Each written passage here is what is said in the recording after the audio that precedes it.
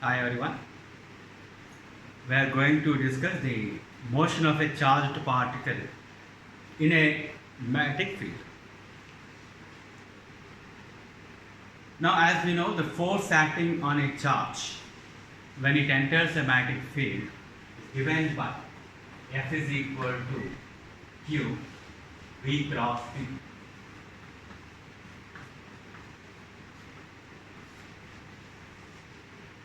So that's the force acting on the charge. Now, first we consider there is a uniform magnetic field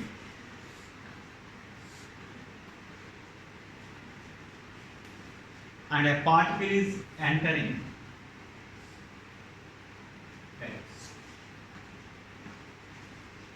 a charged particle enters the uniform magnetic field parallel. So first we take parallel. So since the particle is moving parallel to the magnetic field, V is parallel to, so theta is equal to 0 degrees. That means force will be QVB sine 0. So 0. That means when a particle is entering the magnetic field parallel to, no force acts on it. So because of that, it will move without any change either in its magnitude or in its direction of the velocity. So there is no effect of the magnetic field on the charge. Now, suppose the particle is entering perpendicular to the magnetic field. So here, the particle is moving like this. Q is the charge and V is the velocity. It enters the uniform magnetic field perpendicular. Here, length of the magnetic field is x. So it is entering the magnetic field. Now, force acting is QVB sine 90. As it is entering perpendicular, theta is equal to 90 degrees. So F is equal to QVB. This is the force due to the magnetic field.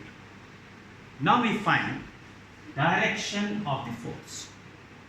As it enters the magnetic field, what is the direction of the force acting on the charge? So for that, we'll be using the Fleming's left-hand rule.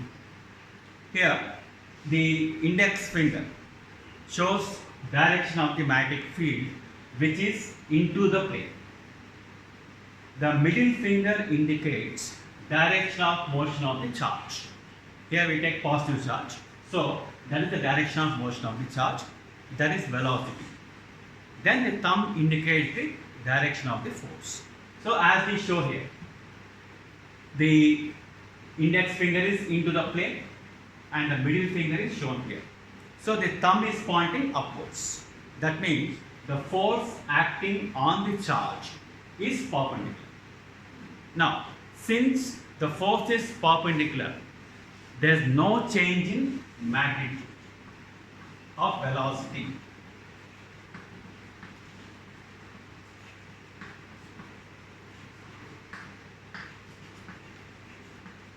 There is no change in the magnitude of velocity. Only direction changes.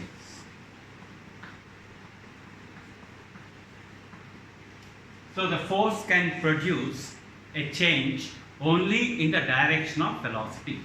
So here the force will provide the centripetal force because the force is perpendicular to the velocity. So it will provide the centripetal force so that the particle can move in a circular path. So as long as it is moving in the magnetic field, it is moving in a circular path and then it can leave the field. Now, here the force is providing the centripetal force. Therefore, you can write F is equal to QVB and that's equal to mv square by r. Here r is the radius of the circular path. So from that you can write r is equal to mv by v. So that is the radius of the circular path. So that means here the particle is entering the magnetic field at this point. Suppose it is leaving the magnetic field at this point. So here it is moving in the circular path. We are showing the part of a circle. This is the arc of a circle, you can say. The center of the circle can be somewhere here. O is the center of the circle. So this is the radius r. This is also radius. Now the length of the magnetic field is x. So this is also x. So the deviation produced means initially the particle is moving horizontally. Now it is leaving the magnetic field at this point. So here it is making some angle theta with the magnetic field. So we are finding the deviation. Now if this angle is theta, then because this is 90 degrees, so this angle is 90 minus theta. So that means this angle is equal to theta. So in this triangle you can get sin theta is equal to x by r. Now this is the triangle you are taking. So this is the x, the length of the magnetic field is x. R is the radius of the circle. So theta is the deviation here. This is the angle of deviation. So this is theta, so this is also theta. So sin theta is equal to x by r. That is giving the angle of deviation. Means initially the particle is moving horizontally. Now it is making some angle theta with the horizontal. So that is the deviation produced. Now here sin theta is equal to x by r value. Suppose if generally the magnitude of the value of sin theta cannot be more than 1. So as long as x is less than r, x is less than r, then you can take sin theta is equal to x by r. So you can find out the angle of deviation. So when x is less than r, the particle moves in a circular path. So we are showing the path of a circle, and it is leaving the magnetic field somewhere. That is when theta is less than r, when x is less than r. Suppose when x is equal to r, x is equal to r means we get the sin theta is equal to 1. So theta is equal to 90 degrees. That means the particle can move like this. Here it is entering the magnetic field. So it is moving like this.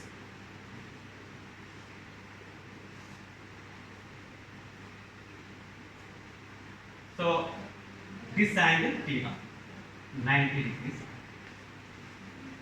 So when x is equal to r, so then the deviation becomes 90 degrees. So the particle makes quadrant of a circle, 1/4 of the circle. Suppose x is greater than r. When x is greater than r, the particle will be entering the magnetic field. So what happens? Here x is very large. So it is moving like this.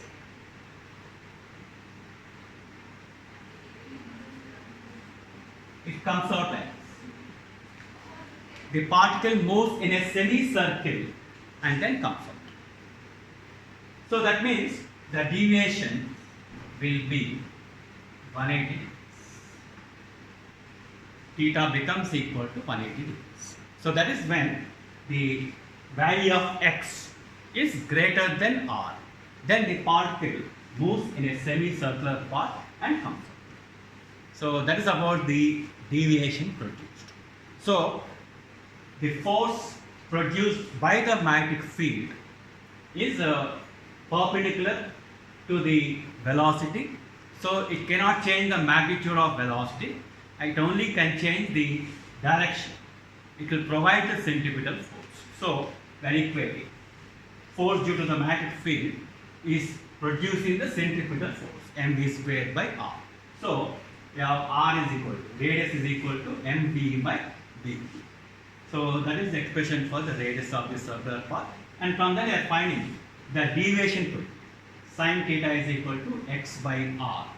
So when x is less than r, then the particle moves in a part of a circle.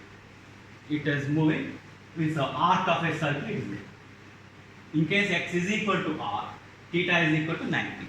Then it is moving 1/4 of the circle.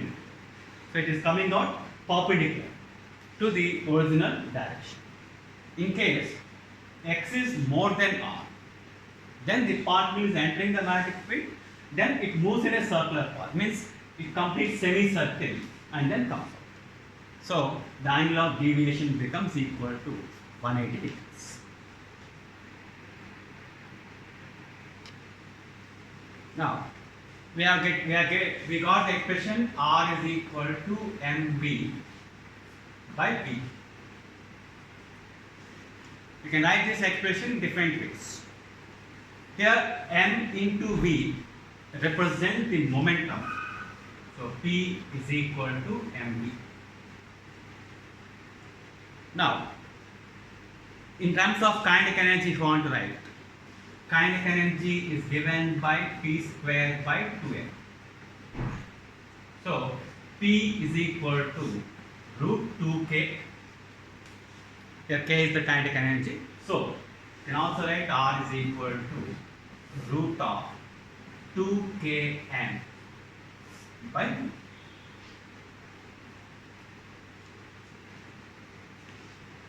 That's kinetic energy. And then suppose a particle is charged, a charged particle Q is charged, it's made to pass through a potential V. Then the energy gain K is equal to Q into V. Therefore, you can also write R is equal to root of 2qV into M by B. Or if you simplify this, R is equal to 1 by B root 2mV by B. So that is the expression. The radius we can write in different forms. Here in terms of mass and velocity, right? Here in terms of kinetic energy. Here in terms of potential V. So 1 by B root 2mV by Q. You can also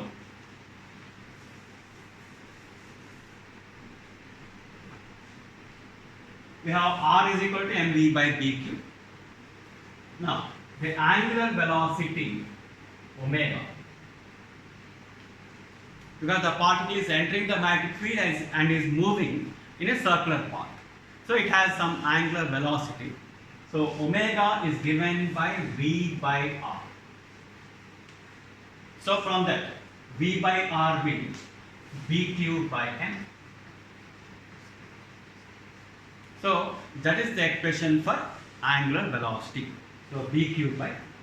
So from once you know the angular velocity, we can find the time period 2 pi by omega. So 2 pi n by b.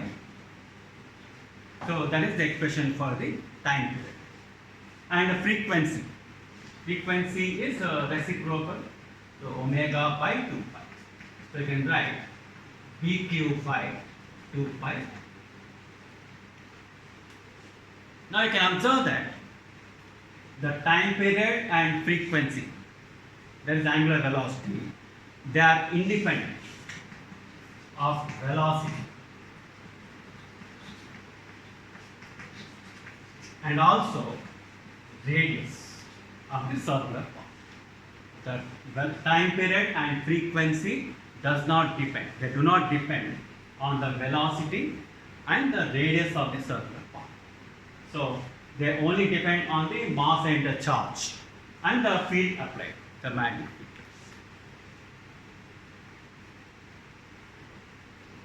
So that is about the particle moving perpendicular to the magnetic field. So I do some numerical problems on this one. Now here it is given a proton and alpha particle move perpendicular to a uniform magnetic field. What is the ratio of their radii?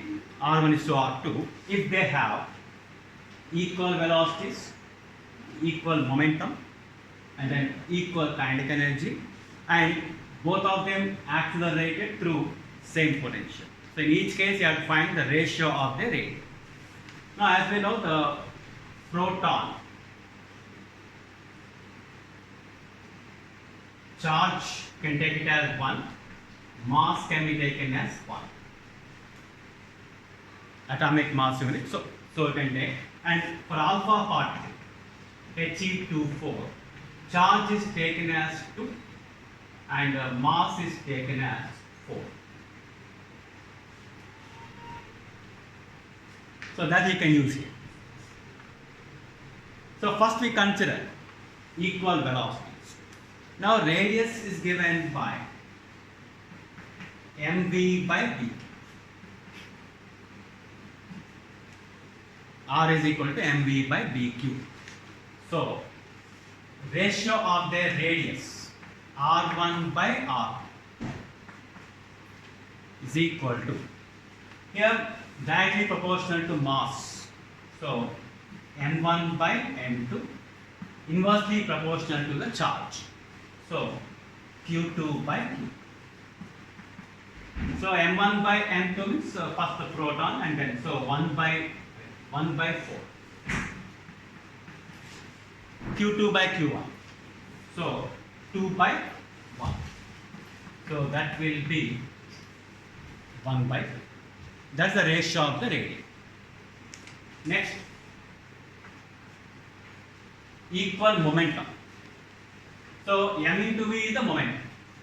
So R is equal to P by P.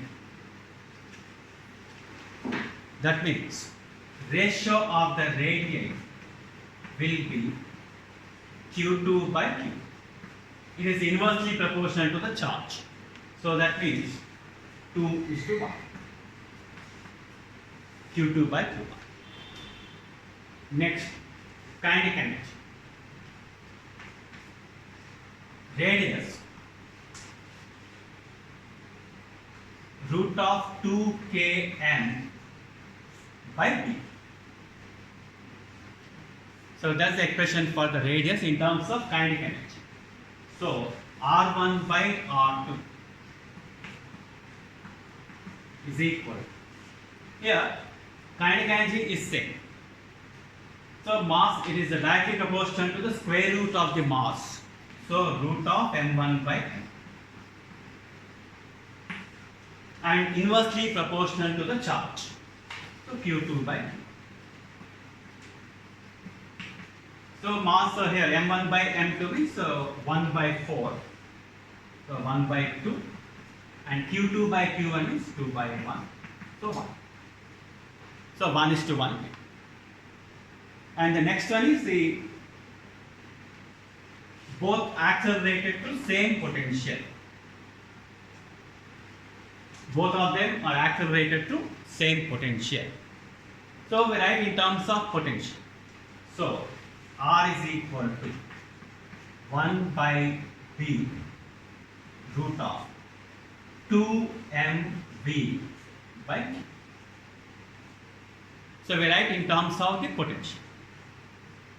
So that means R1 by R2 directly proportional to the square root of mass. So root of m1 by m2. And inversely proportional to square root of charge. So q2 by q. So m1 by m2 means 1 by 4 into 2 by 1. So that will be 1 by 1.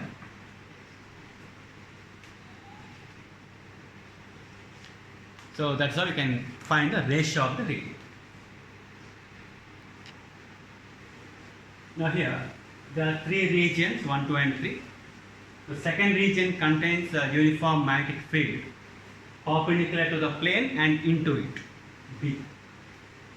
Suppose a particle, charge Q, enters the second region.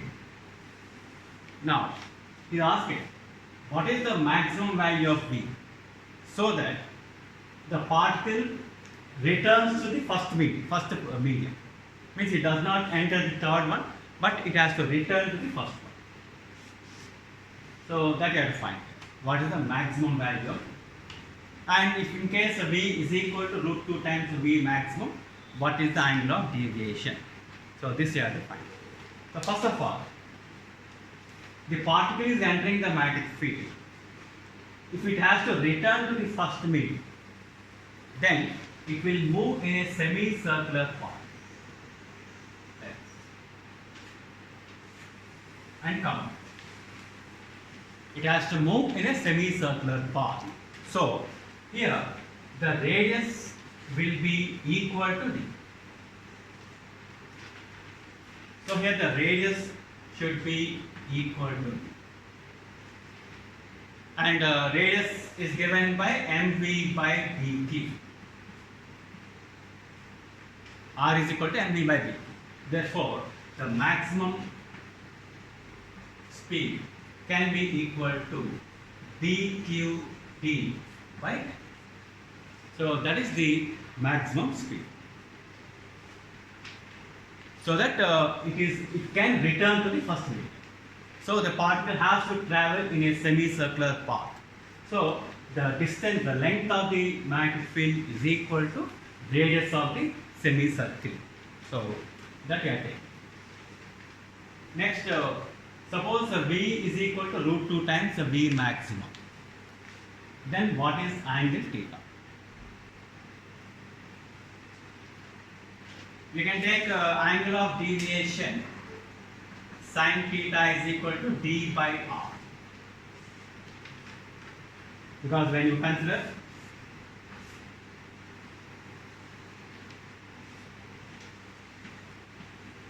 so this is the radius, this is the d. This angle is theta. So this angle is also equal to. So sin theta is equal to d by r. Now given that V is equal to root 2 times V max, then what is the angle sin theta?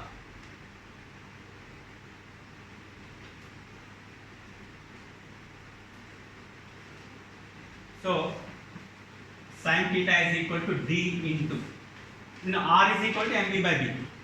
Therefore, dq by mv.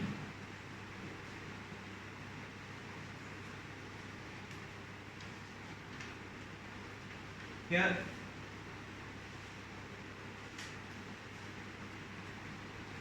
and that's equal to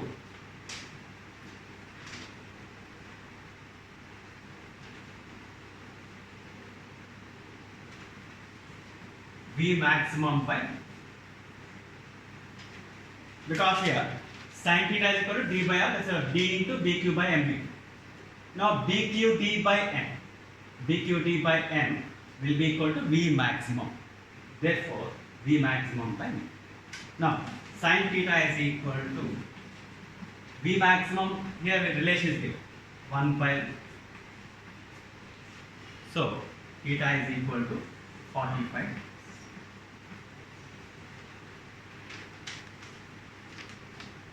So that means when given that V is root 2 V maximum, what is the deviation is asked. So Sin theta is equal to d by r from this that you are writing here, and r is equal to mv by b. So d, substituting d bq by mv. Now bq into d by m is equal to v max. Therefore v maximum by v, and v maximum by v is 1 by root. So sin theta is 1 by root 2, theta is equal to 45. So that is the deviation.